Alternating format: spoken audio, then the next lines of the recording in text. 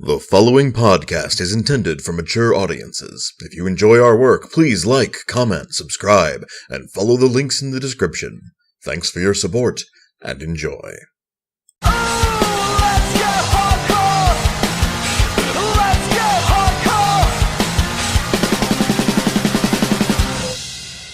Greetings and salutations, listener. It is I, Eric J. Chucky, joined as always by this chuckle fuck, the boy. This is a Two Nerds podcast, and unless we change our minds about 75% of the way through, we're talking about role-playing games today.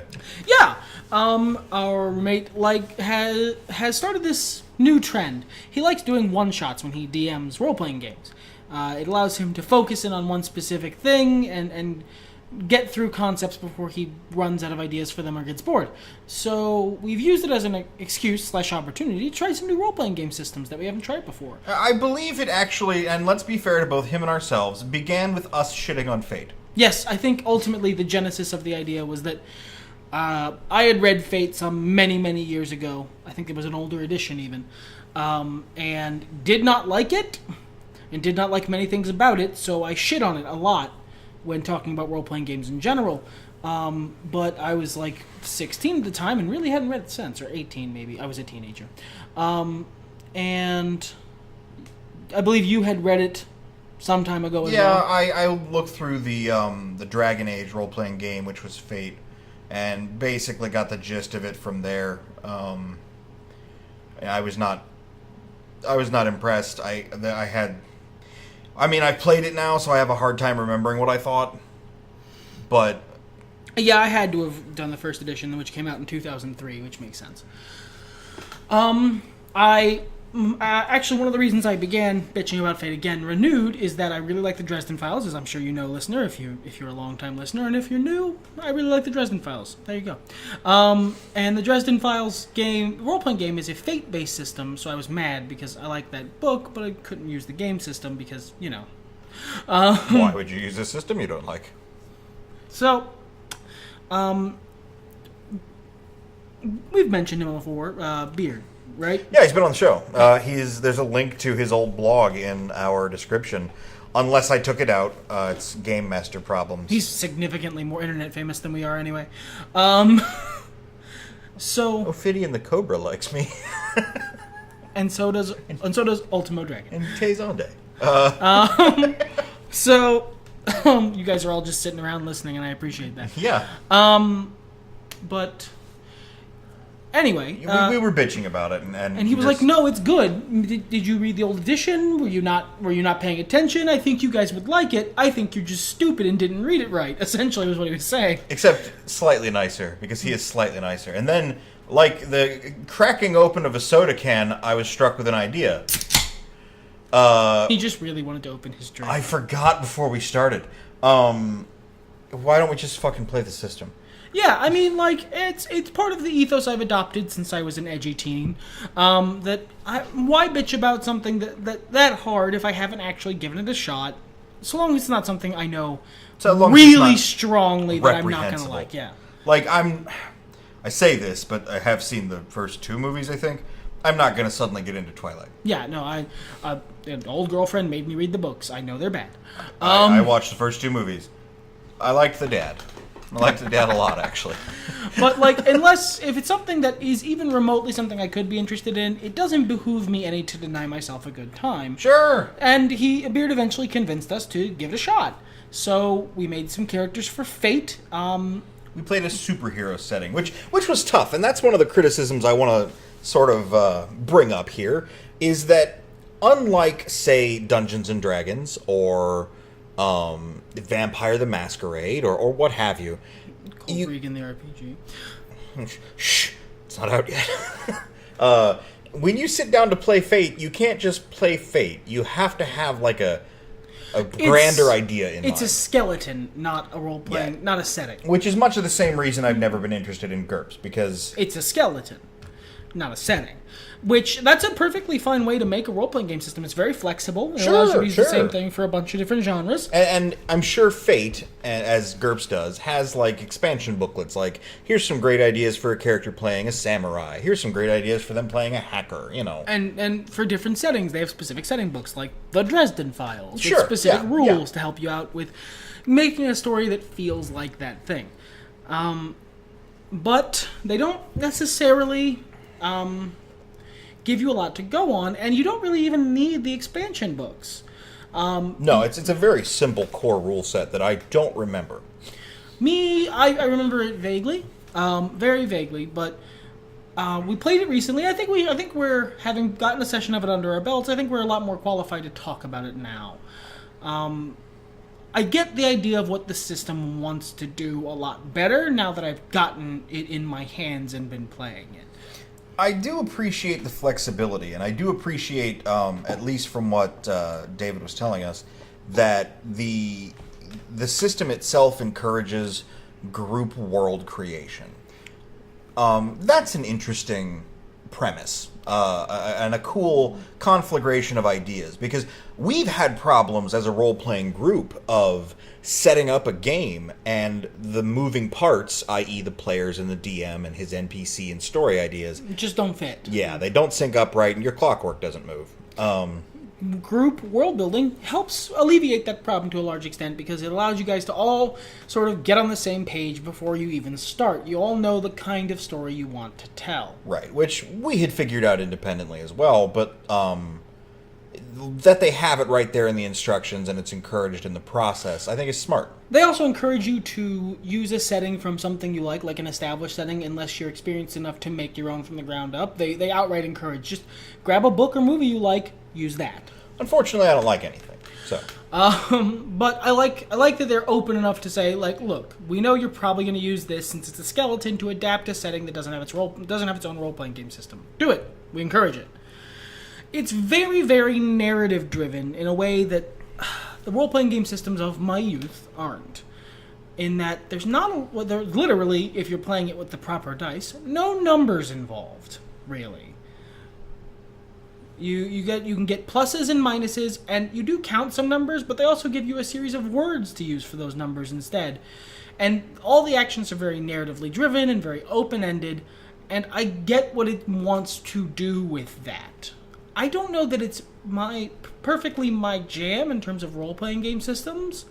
I like a little more structure, personally, because for me, choosing from options is a big part of having fun making a role-playing game character. Mm-hmm. And in Fate, you're very much not choosing from options. You're telling the DM what you want to do, and then the DM tells you how to write that down on the sheet. Right. And I have a problem with that a little bit, because, like... I like ad-libbing, obviously, as a role player. I like improvising. I used to do improv games with my family on Kwanzaa. But when we do role-playing games, like, you know, pen and paper RPGs, we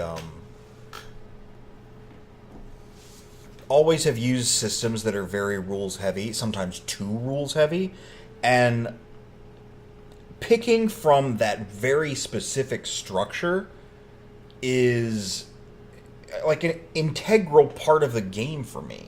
It feels like an important part of character creation to me, because it's the making choices and then seeing those choices come to fruition, whereas Fate is very much more designed around getting a character you want to play and then giving yourself a light skeleton with which to portray that character. Yeah, like, but there's and again, I didn't read the rule book. This was something that was, you know, dictated to me. I did to a so certain extent. you can back this up a little bit for me. Mm-hmm. It's encouraged that you kind of try to haggle with your DM about what your skills should do. Yeah, you're supposed to, like, hey, this is a situation where could I apply my blank to this? And the skills are set up to encourage you to do that just in their very nature, because they're vague. It's you have +1 to action star or something. So anything that you think an action star would be able to do, you bring it up to your DM and you explain why you think it should apply, and the DM says yes or no to that. And that's a level of, like, dickering. I'm not really, like, even when I'm in DMing, I don't haggle with my players for the price of items. because I don't consider that a good time. It's the same sort of thing here.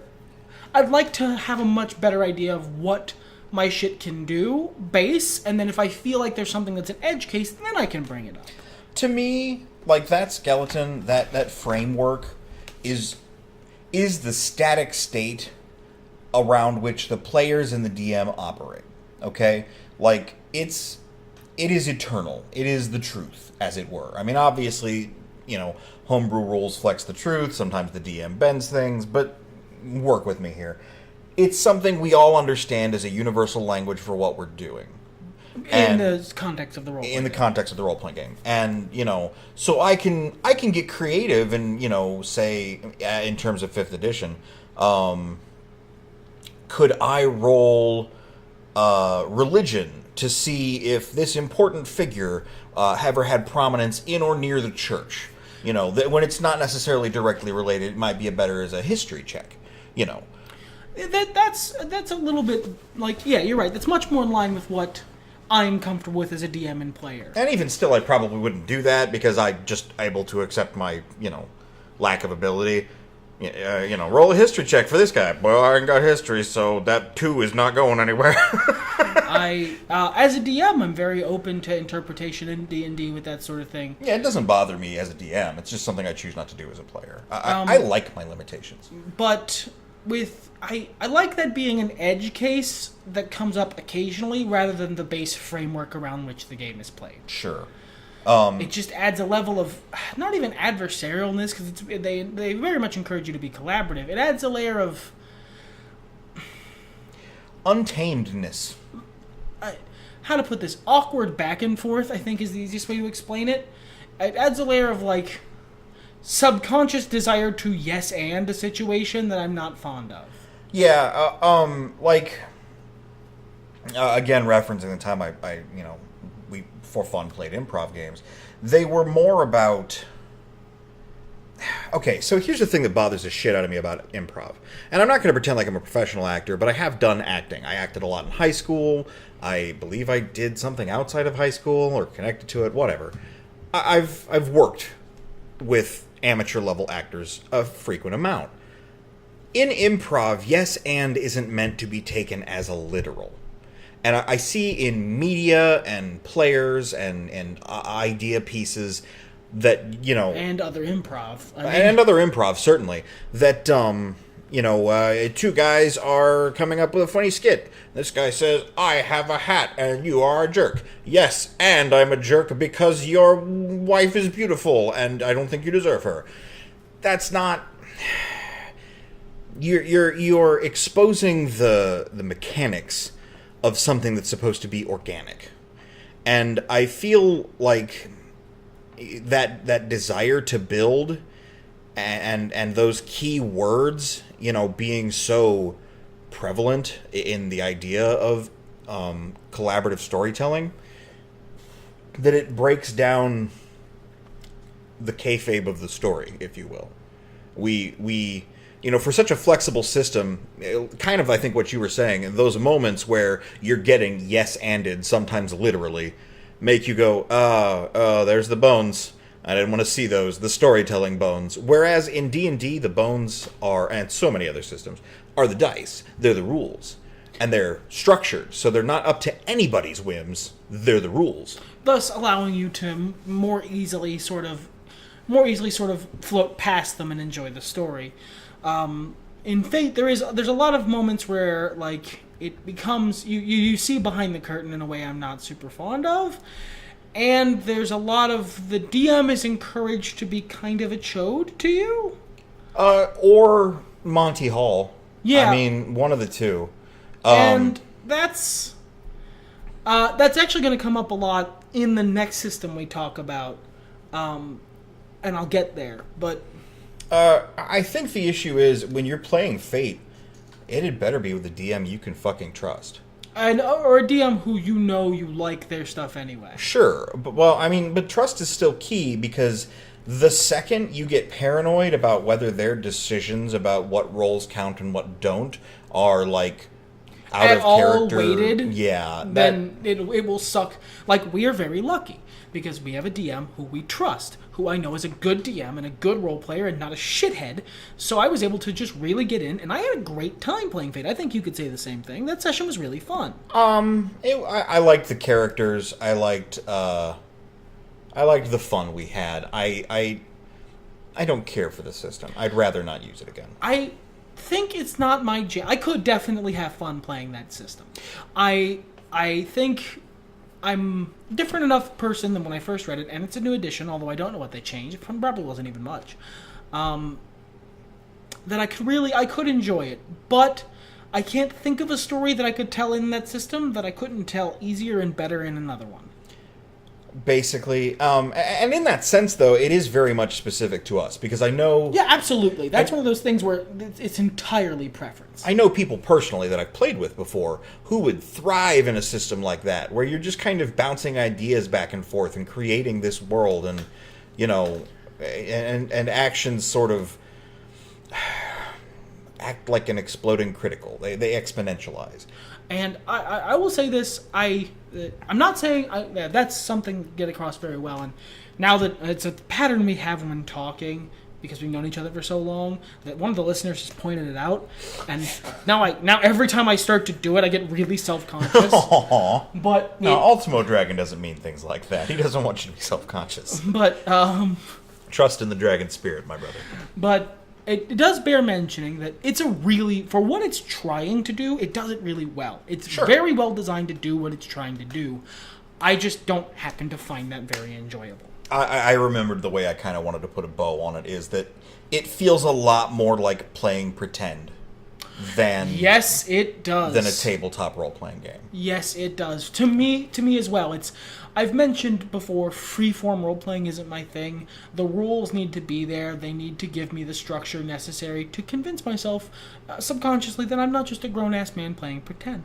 I am, but I need to be able to separate from that to enjoy myself.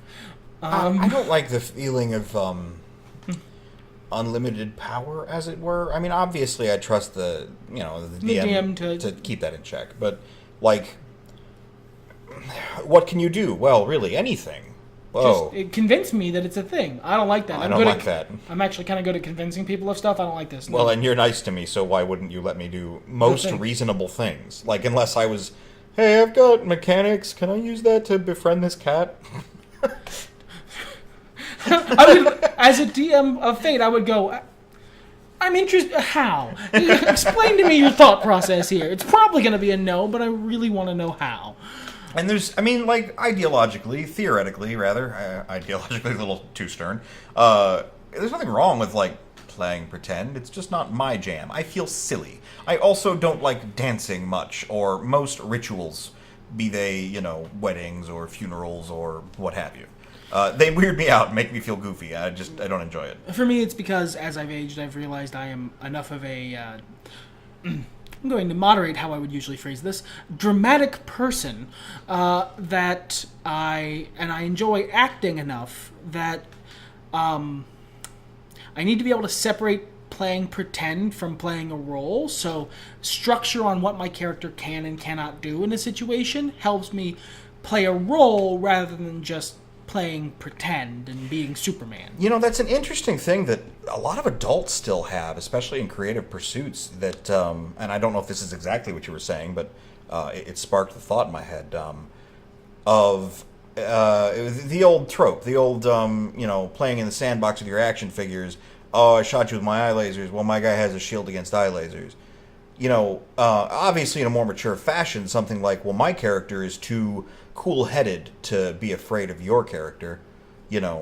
That's something adults as role players do a lot. And if there's a way I can represent, if I do want to play a character who's very cool-headed, if there's a way I can invest into my character's resources into not doing that, I like that. Yeah. If I want to play that character, but I don't like the idea that I could just say it is the case post facto, after the fact.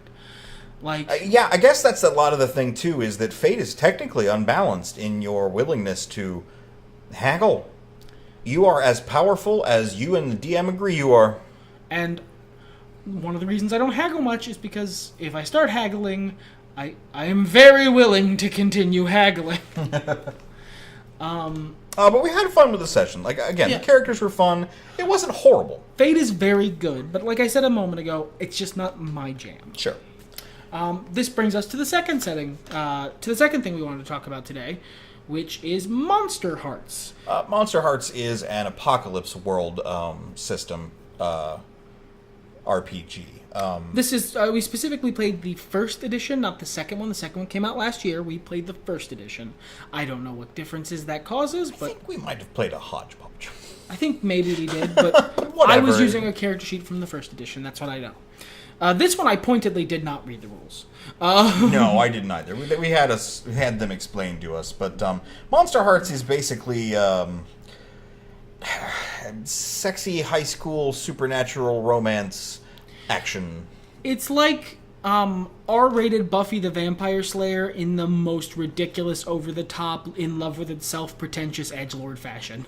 And it is very genuine in that. Like, there's no point in, being read the text that I felt like, all right, this person's taking the piss. No, they genuinely are this ridiculously precious about everything. It's, all right, I should preface this. I'm about to drag the fuck out of this. I had an excellent time playing it. Well, I believe the reason you're about to drag the fuck out of this is more personal character traits of the kind of people that this would broadly appeal to, more than an indictment against the system itself. No, the system isn't really that good either. I had an excellent time playing it, though. This is kind of the opposite of Fate, in that Fate is a well-designed system that I had a good time playing, that I don't think I would enjoy playing much in the future, and I'd rather use other things. Monster Hearts is something that stark contrast to Fate. If I wanted to play what this does, this is the best way of doing it. I don't necessarily know that I want to play what this does much. I think I'll have had my fill after session 2 of this. Yeah, we decided to make it a 2-parter because the DM had more ideas. This is perhaps the most well-designed game for playing an overdramatic, self-involved, egotistical teenage boy or girl, or somewhere in between, that I have seen ever. It's perfect for what it's designed for. Playing the kind of narcissistic, insufferable child that most teenagers are. It's designed from the ground up to be excellent at portraying that exact scenario. It is Buffy the Vampire Slayer if they were all even worse people. Yeah, I mean, like, it's super overdramatic. Like, I don't think you would have as much fun in this game if you were trying to play someone who's well-adjusted. And I mean, that's really... I don't think there's any part of this game that would lead you to try to play someone well-adjusted. I don't think you could read this book, or have it read to you, or even read one of the character concepts, and come away with, I should be well-adjusted. They make it very clear you're supposed to play a broken narcissist in some way or another. So Monster Hearts is basically, the entire system is focused around manipulating others in an incredibly cruel and aware way. Your character is supposed to be actively manipulating other people at all times in some way. Whether that's through being flirtatious or, no-selling their attitude or advancements, or literally just manipulating them. Whether it's, to boil it down, whether it's acting slutty, being a ridiculous bitch, or beating the shit out of them. You are supposed to be manipulating and flexing your social and physical muscle on other people at all times. Those are the only ways you are given to interact with the other people in the setting, other NPCs. The only real major point of interaction is a system called strings, which are designed to make them do what you want them to do. That's literally what it does. Or fuck them over in some way. It gives you bonuses, takes stuff away from them. And it's perfect for being a ridiculously self-involved narcissistic teenager. Yeah, and I love the fact that when you roll to seduce somebody or be sexy at them, however the fuck you want to put it, sexy at them. You fail your roll and you fail your roll. Like, whether or not you'd actually be attracted to this person, whether they're ugly or, not your cup of tea or whatever, because you are a teenager and not in control of your fucking hormones. There are some some parts of that I find a little disagreeable in some serious ways. I don't think it's very realistic, but I think the fantasy of it, the conceit is really humorous enough that humor can live where realism usually should. Yeah, like we are already committed to this stupid shit. There are parts of the hot system and the fact that and one of the moves is your sex move that are a little # problematic for me.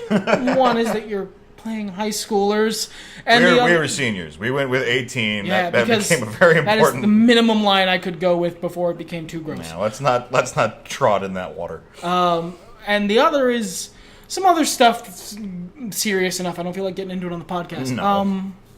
You can fill in the blanks there and venture on your own there of how that could possibly go wrong or become super fucking uncomfortable. This is not a game to play with casual friends. No. And I don't think I'd have had a good time if I was playing someone who was taking this concept seriously too much. You need to have your tongue kind of firmly in your cheek for someone, if you're anyone like me, to enjoy this game. I think it's inherent. I don't think this game was designed to be played tongue-in-cheek. Well, and bear with me here. I think this game was either one of two options, designed to be played tongue-in-cheek, or you would not think of any portion of this game as ridiculous. If you're the kind of person who this game is designed for, it wouldn't look like it's supposed to be played tongue-in-cheek. If you're still in high school and still full of hormones and all that crap. Who looks... Alright, if you read the Apocalypse World things, if you read Monster Hearts, let's say either edition, and you go, no, this seems perfectly reasonable. Nothing in here seems ridiculous or over the top. Or Apocalypse World is just but specifically Monster Hearts. Yeah. If you read this, and none of this seems like something that you would have to be kind of ironically enjoying, we're probably not going to be friends. I think David actually summed it up better than like R-rated Buffy. It's how to play Scream Queens. I don't know if y'all saw that show, but just Google the first episode. I think it's free somewhere, or at least the opening scene. You'll get an understanding of what kind of game this is designed for. And if you have the kind of DM who's willing to meet the tone that you're putting out, and if you're willing to turn into the skid, you can't try and fight this system. You have to play the worst version of whatever character it is you want to play. You have to play an awful person in some fashion. You can fight the system, but it's a losing battle. As in, you're not going to have much fun. It's much more fun to just be a prick. Just engage with what's being given to you. But if you're willing to do that and you've got the right DM, this system is very, very fun. I think we laughed more during that session of Monster Hearts than we have in most sessions of a role-playing game in a long time. Oh yeah, it was a lark, man. I had a really good time. This dude did something so reprehensible. I was like laughing because it was like the kind of thing that if I saw it in any form of story, I would immediately turn it off. Is it when my dad was getting murdered? No, that was. Oh, it was. I mean, that was reprehensible, but not the specific thing that triggers me. And I'm not going to talk about that on the podcast. No. But you did something so horrible that was so completely in character that I would have turned it off if this had literally been any other fiction. Yeah. Well, I mean, the session did end not long after that. To be fair. And it was perfectly in character, and it was hilarious at the time. And I'm perfectly willing to play another session of this game, but you aren't going to play the good guys. That's something you need to realize. But you have to think you're the good guys. You have to be the most important creature in the world. Unless you're playing one of those classes where they're the most important creature in the world. You have to go in pursuit of them, whoever they are. Yeah, unless you're playing like one of the creepy stalker classes, is what he means. I think it's free online, isn't it? I'd go give it a read through and have a laugh. Or at the very least, the character sheets are free. There's a lot of love and dedication poured into this. We're laughing at it really hard and trashing on the kind of person it exemplifies. But this was a labor of love. I had a great fucking time. Yeah. That's something I need to keep saying, because as much as I'm shitting on this, it was real fun. I dig Apocalypse World. I think it's I think they delivered this concept. Well, this was an individual person, but like the Apocalypse World setting, the 2d6 system, the moves, which are usually more about action, I'm sure. I haven't looked into it, but I feel like it's a better version of Fate, honestly, because it's still kind of vague. You have fewer stats than most systems. It has the same problem of being vague, and also I think David learned from our Fate session, because he pulled out a lot of the there is some very explicit yes and stuff. You're not supposed to say things, and the DM is encouraged to be a chode to you. If you don't succeed fully, he is encouraged to find the most inconvenient way this could go wrong, and then do that. Well, I think that's somewhat based around how the rolls go, and I think that might if you don't feed succeed into... fully. If you do a partial success, it is encouraged to be a success with the most troublesome inconvenience attached on. I don't know that that's intrinsic to Apocalypse World, though. No, I'm talking about this. Yeah, sure. I would try this system out elsewhere, in a different setting. I think it's neat. Like in not Monster Hearts, you would try out the overall Apocalypse World? After next session, I think I'm done with Monster Hearts. This has been a lark.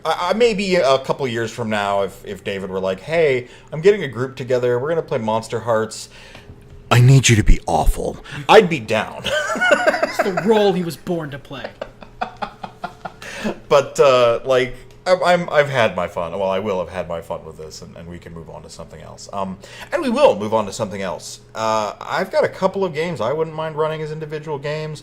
I have a game that I want to... specifically a game that I don't want to run. A game I want to play. I so want to play... I keep reversing it. Is it Lasers and Liches or Liches and Lasers? I keep reversing. I think it's Lasers and Liches. I don't know. You'll look it up. You'll find it. They're on Twitter. It's an SR. It's an open gaming license, 5th edition supplement, where it's a new setting. It's what is it, like Vaporwave D&D? Retrowave, Vaporwave, Future Punk, shit like that. One of the classes is Power Ranger. Essentially, I did not know, listener, how much I needed to play a Power Ranger until the option was presented to me. And David's got some other stuff that he could possibly run for us too. So expect us to come back to this topic in the future. I'm enjoying getting new systems under my belt. I'm enjoying new kinds of role-playing, even if they're not my jam or I wouldn't do them in the future. It's good to broaden one's horizons. Yeah, definitely. These little individual experiences really bring a lot to the table of your overall weave. You know, it's nice to look back on something and say, yeah, I did that. It was fucking stupid. Or yeah, I did that. It was real fun, but I don't recommend you do it. Or you could find something new that you love and want to play again and again and again. I don't know how I'm going to end up doing it, but two of my favorite settings, that being Slay Industries and a Rifts variant called Nightbane, I want to say. It had multiple titles. It's very complicated. You should be able to find it if you look up Nightbane. I love those settings. I love those concepts, but like Rifts is really clunky, like all Palladium games. And Slay Industries is... Actually, that's a really great way of bracketing this. Fate and Monster Hearts were two rules light for me to a certain extent. Although Monster Hearts did better with at least the strings thing was such a firm and solid and like contiguous mechanic that I felt more structure than I did with Fate. But there is another side to that coin. You can go too far in the other direction, and Slay definitely does. Its combat is the worst part. Character creation, it's a point-buy system, so of course it takes a little while, but you know, combat that part's is fine. Your powers are fine. Such a drag. Yeah, they break down initiative order really complicated. But we can get into that shit later, depending on how I decide to do things and when I decide to do things. But for now, I feel like we've shared our monstrous hearts with the listener, and now the podcast is fated to end. Everything's better when nerds talk about it. Thank you.